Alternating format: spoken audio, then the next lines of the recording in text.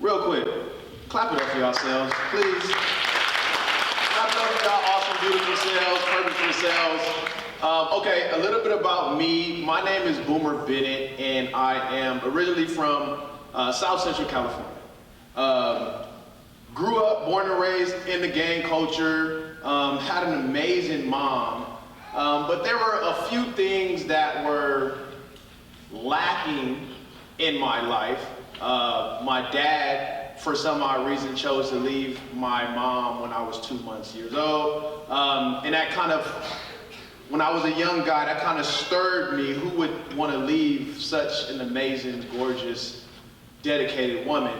And then I started going into school, and then, I got kicked out of about 13 schools in my lifetime. I got kicked out of kindergarten twice. And it wasn't that school wasn't for me.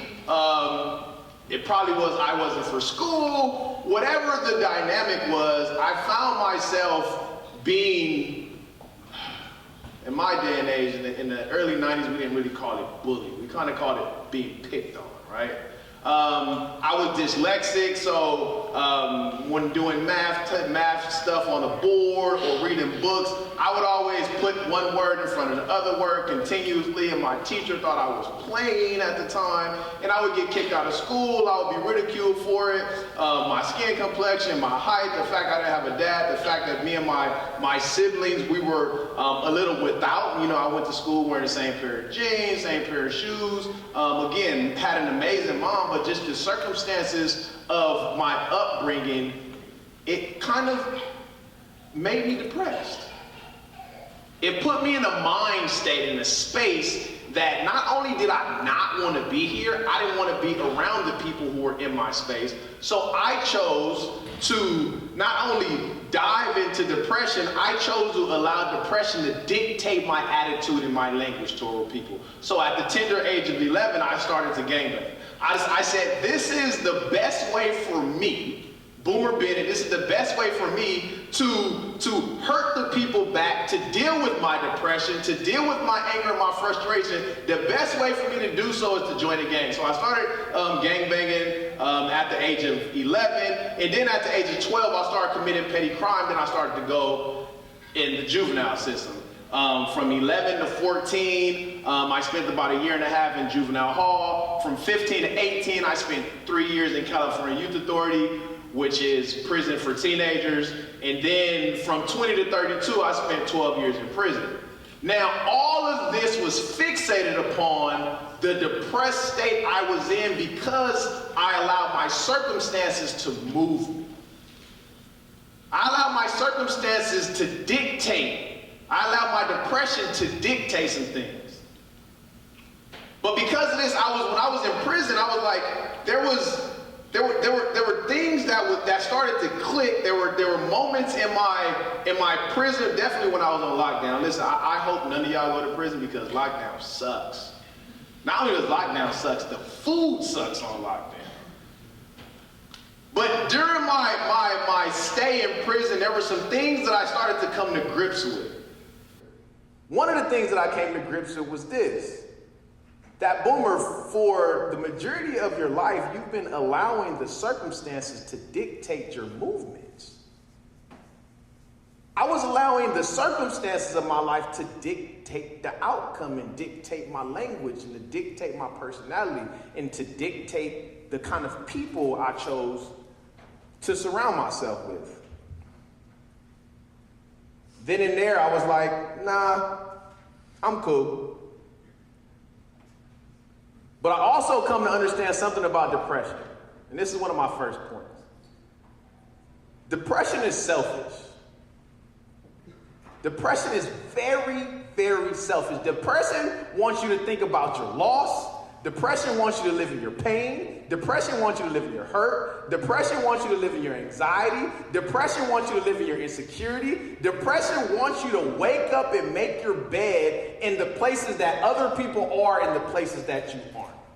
That's where depression wants you to live. Depression in itself is selfish. And because I chose to live in my depression, I chose to go to sleep and wake up there, I chose to view the world through the lens of my depression, so went my life. And I found myself in prison doing 16 years with 85%. So then and there in my cell, I decided to make a lifestyle adjustment. I looked at myself in the mirror, and with the help of some amazing people, I said, no, I cannot allow this to become the context of my life. Now, mind you, I'm in prison on lockdown for something that I did. So I'm in prison committing crime. Makes no sense. I'm looking at myself in the mirror, I'm like, Boomer, this cannot be your end-all be-all, bro. Now, mind you, I sought to be where I was at. Coming from where I'm from, individuals that go to prison, you get this machismo. You come out of prison a reputable gang member. So I always sought that. From the age of 11, I knew I was going to prison. It was a prerequisite of the gang lifestyle. Definitely if you wanted to become that guy. And I was surrounded by men who went to prison. They understood the ins and outs of the system. I'm like, man, I want to be like that. And when I got there, listen, I ran amok from 20 to 23 years old. But at 23 years old, I looked at myself in the mirror and I'm like, nah, my guy, this can't be it. This can't be it.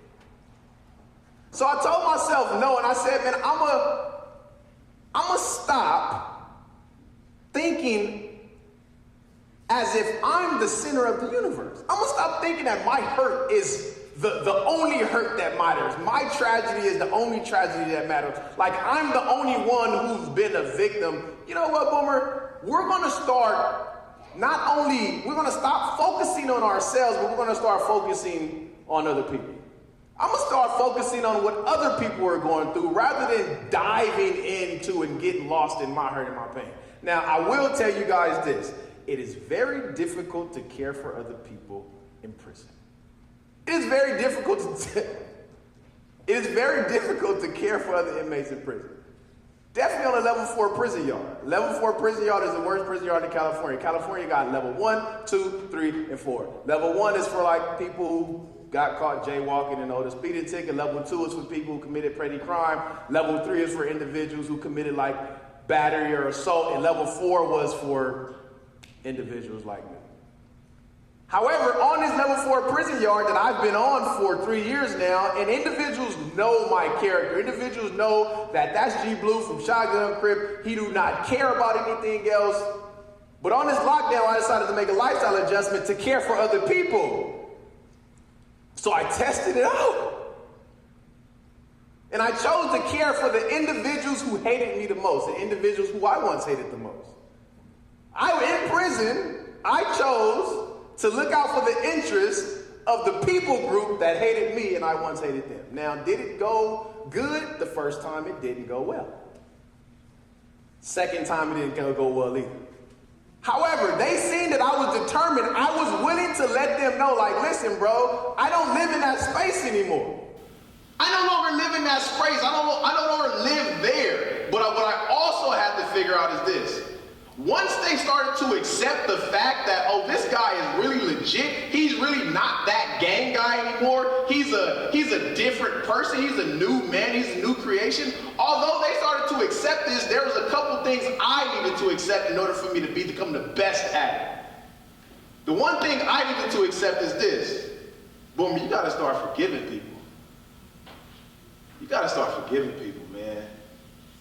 So then and there in my cell in a level 4 prison, Calipatria, California, B Yard, building 5, cell 122.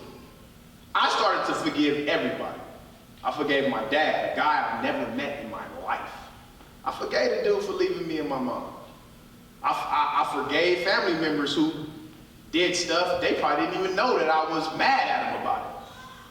I started to forgive homies for taking advantage of my talents. I was a very fast young guy.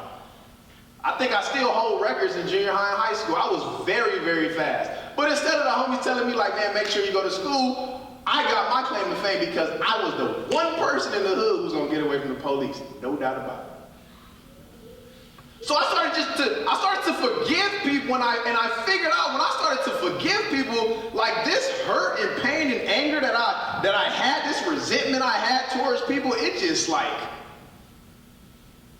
left.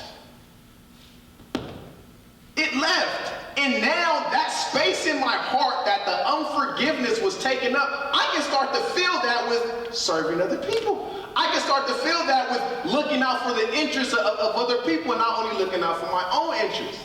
And I became good at it. I started to talk to people about, like, in prison, I used to love working out. Like, that was my thing. That was my thing. I love working out. So I'm doing my form is A1. Like, I used to do duck walks. I'll show you guys a duck walk. If you're above 50 years old, I wouldn't try this. This is a duck walk. I would do this. Now, it's a prison yard, and on a prison yard, imagine a prison yard is the circumference of a track field. And inside of the center of the track field where the grass is at is kind of like where the basketball courts and all that stuff is. So I would do these around the track like 8 times. I would do these.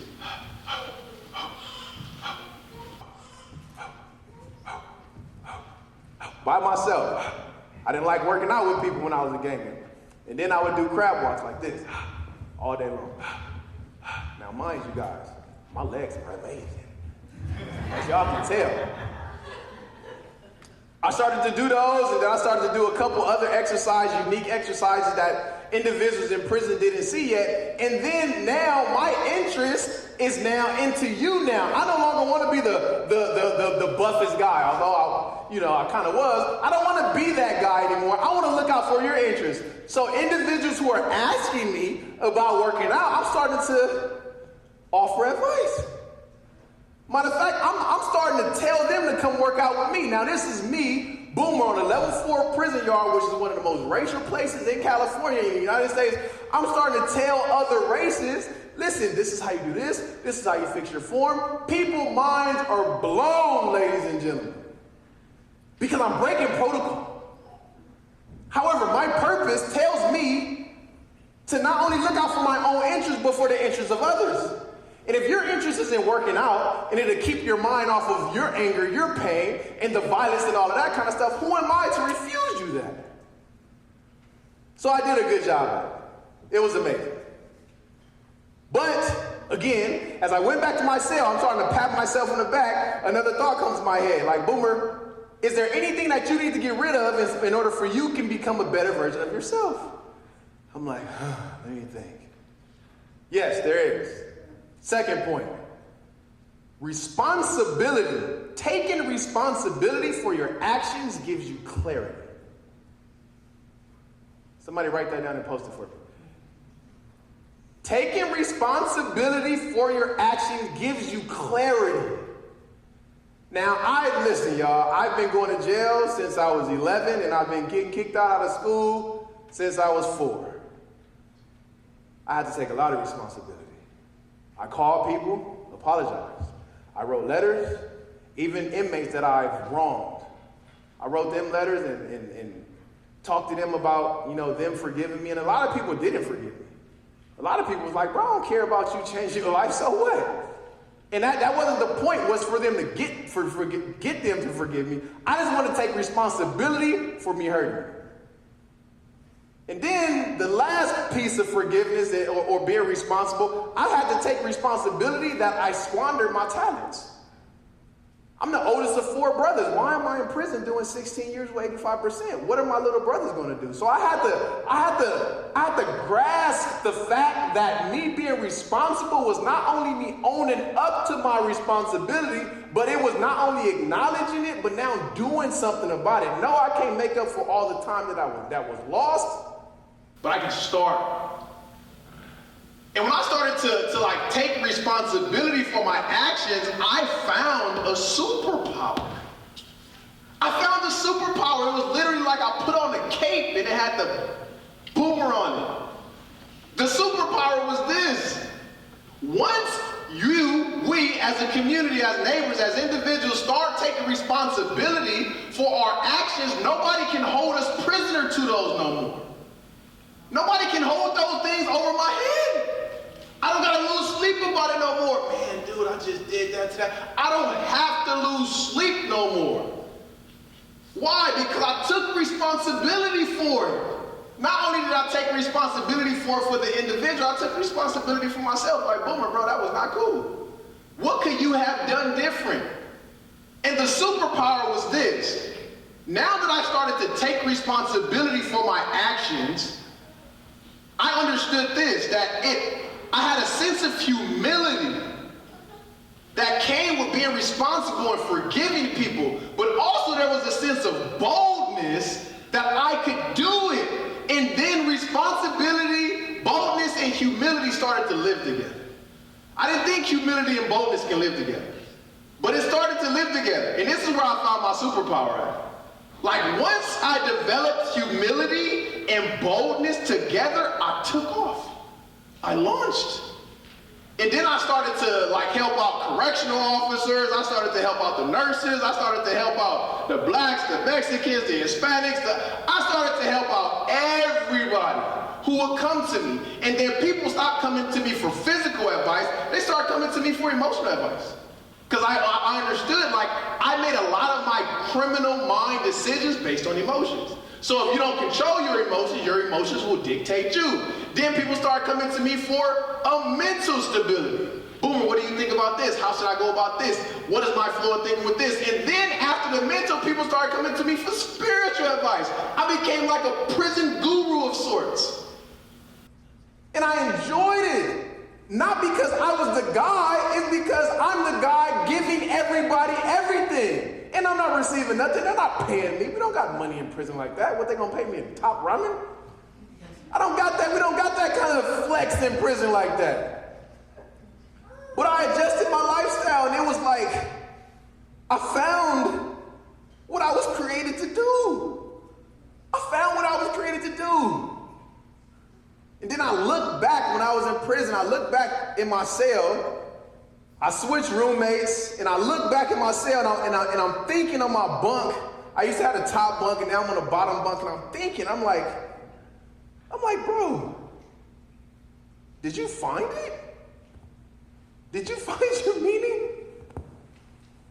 Did you find your purpose?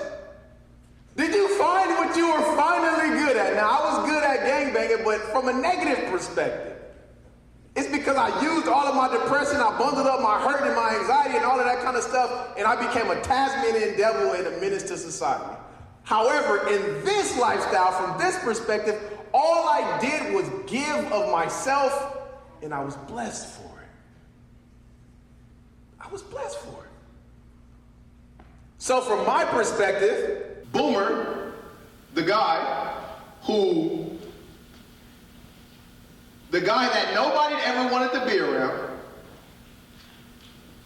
the guy who had dyslexia, the guy everybody used to clown about his complexion, the guy who never had a father, the guy who doesn't have a point of reference to fatherhood, the guy who never had a point of reference to how to be a husband, the guy who never had a point of reference to be a business owner, the guy who never had a point of reference to be a leader. Now, let's spin it. Today, I am an amazing husband, says my wife. I am an amazing father of 5 kids, of course, says my kids. I am an amazing business owner, says the people I work with. And I'm an amazing community leader, says why I'm standing on stage. How, though? How did the context and the circumstances of my life produce what's in front of y'all right now? It's because I stopped focusing on my hurt. I stopped focusing on what was hurting me. I stopped focusing on circumstances that I grew up with. And I chose to use those circumstances to propel me to purpose. I guarantee you, everybody in here is going through a situation or a circumstance. And you wake up to it and you go to sleep to it. You wake up to it, you go to sleep to it. You cry tears because of it. You're on the phone with your girlfriends, your boyfriends all night because of it. You can't go places because of it.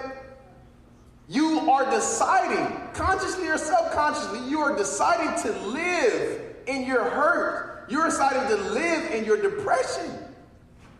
Instead of maybe emptying yourself of everything that you have within you that is awesome and giving it away for free to the next person who can use it. Giving yourself away. The things that you know, whatever you're good at, some of us are just good for listening. Raise your hand if you ever just listened to your homegirl, your homie on the phone, and he just went for hours and they didn't really want your input, they just wanted to talk. Yeah, I'm that guy sometimes. For y'all husbands, y'all know we're those guys sometimes. However, if that's what you can give back to your community, if that's what you can give of yourself, give it. I found my purpose in prison because I chose to not only focus on my interests, but I chose to focus on the interests of others. In me doing this, I killed depression. My purpose killed depression. If you are going through depression, or if you know someone that is going through depression, I promise you, it isn't unlocking your purpose that will kill the depression. It is the journey of finding your purpose that will slay depression. Because depression is selfish. Purpose is selfless. Purpose does not care about its own. I don't really trip on me anymore. Why? Because I'm blessed, to be honest. I don't know how I got from South Central and why I'm in Rockland right now. That is amazing. I haven't met nobody from South Central in Placer County yet. Nobody. Why?